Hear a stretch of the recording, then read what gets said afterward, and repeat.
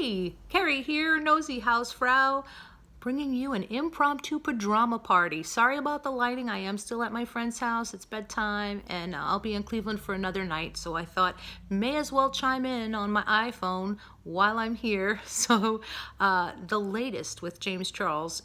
I wasn't going to chime in on this, but he had another video come out, and I have something to say about that video. He first did his apology video to Tati, which many people thought was not as sincere as it could be, let's say. And then he came out with a video that people were curious about, where he's all dressed up and ready to go to his meet and greet using his Snapchat filter or whatever, it was Instagram or something, and he just says, oh, I know this isn't really the best timing, but I have to go to my meet and greet, and which, by the way, you probably know he was 2.5 hours late to, which I find unconscionably rude, inexcusable. But, and there should have been nobody left there by the time he got there, by the way, but that's just my feeling. Although we're probably glad somebody filmed that. I saw some of it on Nick Snyder's video, which I'll get to in a second. But I want to talk about that video he made where he said, oh, sorry, I have to go do this, where I get to hug and meet and thank everyone. I have a very strong feeling about why he made this video. Think about it. His video yesterday was a very remorseful, reverent type of slow video. Now he knows that if he goes to this meet and greet and looks like he's having a great time, people are going to say, wait, he was all sad yesterday, and now look at him here having a great time. All he did in that video, the only thing he did, was explain that even though it was bad timing, the show must go on. That was kind of the message with him, was like, well, I guess I'll have to put on a brave face and meet my fans because I'm courageous. To me, it was preventative damage control. That was his way of saying that you're going to see him in pictures smiling and laughing and having a great time today. Of course. Since yesterday, he's lost over 1 million subscribers, as many of you may know. That is a lot. Probably not so much when you have 16 million.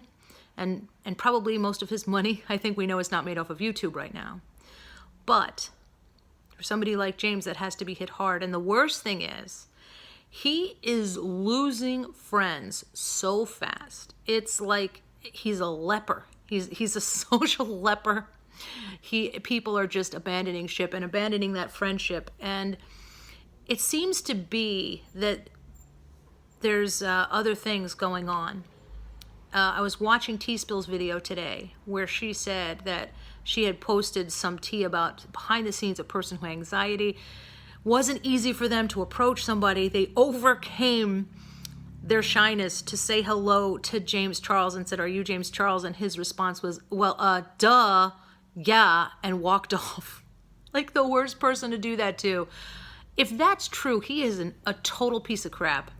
And I kind of hope it is true, because it's hard to feel glad about him getting what he deserves, because it's just sad to see. It's tragic. It didn't have to happen. He's just such an idiot. He's such a schmuck to people. He's just been, his whole career has been him being this ambitious, thing. I don't actually understand why anyone would line up to see him, frankly. I don't get it, but that has been the case. That's the history with James Charles. So I really wanted to put that out there, that I really think he made that video so he could have an explanation for why he went from being so remorseful to seeming like he was having such a good time. Because he knows that people are going to give him, crap for that. Makes sense. Now, in Nick Snyder's video today that I mentioned earlier, he said, well, what do you think? Do you think Jeffrey is going to speak publicly about what happened with James Charles? Because as you know, among many other people, Jeffrey unfriended him. It all came out after Tati's video, because Tati's video was so heartfelt and so honest, and people really felt for her. That did him so much damage. She's just so credible. And everybody could see that she helped this kid so much. And if anybody can relate to that, it's Jeffrey. And Nick was saying, do you think he's going to come out publicly? I think if he does come out publicly and address this at all, which he doesn't really have to at this point, but if he does, he won't so much smear James as he will praise Tati. He'll be like, let me tell you, that is one real B. He's going to say, because, she's real. And I think that's something that he knows to be true. So he could come out and mostly praise Toddy rather than directly address James. I don't think that would be like him. I think a lot of these people feel bad because unlike so many of us who never liked James, these people did. I don't know how much Jeffrey liked him, but he seemed to. He did his makeup in a hot air balloon. He had him on a lot. They did a lot of laughing together. When Jeffrey likes you, he likes you. So I think Toddy and Jeffrey both liked James. And I remember so many of us were kind of like, really? Okay, well, whatever you see in him. But this is one thing that's so true. And this will be true at your job. This will be true online. This will be true anywhere. Just remember this. Hear me now and remember later.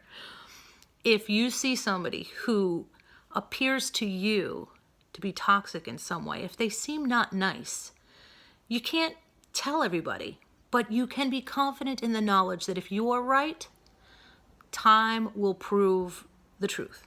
You know, that phrase by Rumi, two things can't be hidden, the sun and the truth. I really feel that way about people who are toxic. And sometimes you just have to let people find out on their own. And I remember thinking with him, because I didn't know him, if my instincts about him are correct, he'll show it eventually. He did start his career on a lie. And I remember Toddy was really upset that he lied to her. She was saying, he lied to me. Well, he's a liar. You saw that. If they'll, do it with you, they'll do it to you, as they say. So if somebody is a liar with everybody else, they're going to be a liar with you too. That is not to blame the victim. I think that Toddy really gave him every chance and said that she wanted to watch him grow into the person he could be. So in a lot of ways, she's a fixer. She really thought, yes, he's got these issues, but with the right amount of love, with the nurturing and all of these things going right and the success that, maybe he'll, become his best self. But obviously he didn't want to. And I think that in time, you'll find with everybody, if they're not nice, they won't be able to function. They won't be able to have functional, healthy relationships long term because they will always show that side of themselves. If you see it, you may be only the first to see it, but others will see it. My feeling about that always is let people learn for themselves, and maybe I'm wrong. And I sure would have liked to have been wrong about this kid, but I think so many people saw with him how over the top and selfish and immature he was. And he was immature at 17, 18, 19. I think he turns 20 this month, and it's going to be a lonely birthday. He's going to be sitting there with one little candle. Happy birthday to me. So that's actually sad. I mean, I'm sure he's still going to be surrounded by legions of support. People are saying he's canceled, but technically, if he plays his cards right at 20 years old, he can retire. He's got millions, according to many people. Millions is a lot of money. So unless you're really crazy with it, you're not going to have too many problems. He's still, as far as we know, he's still got endorsements. He's still, followed by a lot of people. It could be there's a whole huge portion of this world that is unaware of what's going on with this whole meltdown with these friendships. I mean, it seems hard to believe, but often you'll find out offline, people don't know. I was talking to my friend's daughter the other day, and she was saying she wanted to get the James Morphe palette, but every time she went to get it, it was sold out. And she had no idea. I said, he's got, we could say he doesn't enjoy a good reputation. And she's like, no, I didn't know that. So there are still a lot of people buying that palette. There will be people buying that palette who claim to hate him, I'm sure. So as long as he's on the shelves, he's going to have his fame and his Benjamins, but it's coming out more and more that he really does think he's this huge celebrity and that, he's used that to his advantage. And to me, if you are 2.5 hours late, if you are rude to people, there's just no reason for that. And I don't think that that's something that he would necessarily grow out of. If you're the kind of person who would roll your eyes at someone trying to be nice to you, someone trying to be a fan, if that's what you're going to do, then I don't see that changing in 5, 10, or 15 years. Not unless you really have a willingness to change. And hopefully this will be the catalyst for him changing his life and not using people the way he has. He only came out with his video after Toddy came out with hers. And I was kind of wondering when he said in his tweet at one point, you know, if Taddy wishes to Toddy, where am I getting Taddy from? Tit for Taddy. If Taddy can, demonetized just with that little joke. If Toddy, it's a little late, chooses, God dang, sorry, I lost my train of thought. And I'm not editing it out. It's been a long but fun day. But basically what he said was that if she chooses to have this in private, then, you know, I'll do that. But I remember thinking the moment he knew she was upset, that would have been a good time to do one video about her. Because obviously he never wanted to do that in the past for some reason. He should have done a public apology immediately. The one that he did was, as my title said, too little too late. So I can't really say I feel great about this. It's definitely what he deserves.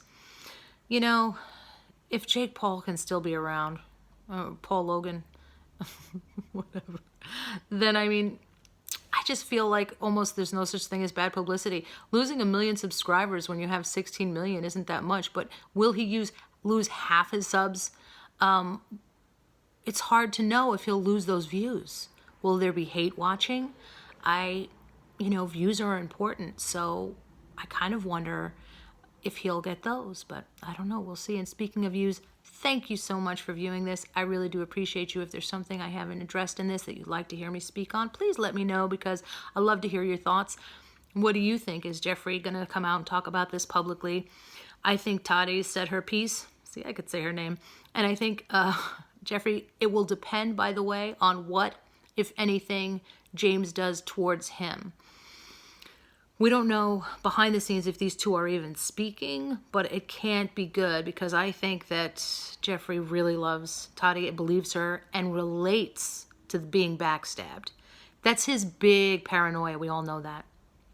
So he probably relates and is like, oh no, not good. So he probably is not a big fan of his. And as long as James stays to his own lane, there might be a little, you know, a little jib here and there, a little shade, but sorry about the shaking. There'll be some shade, but probably as long as he behaves, it won't get too bad. So anyway, again, I really do appreciate you watching this. I'm sorry for this sloppy format. I will be back to my regularly scheduled programming once I am back in Toledo.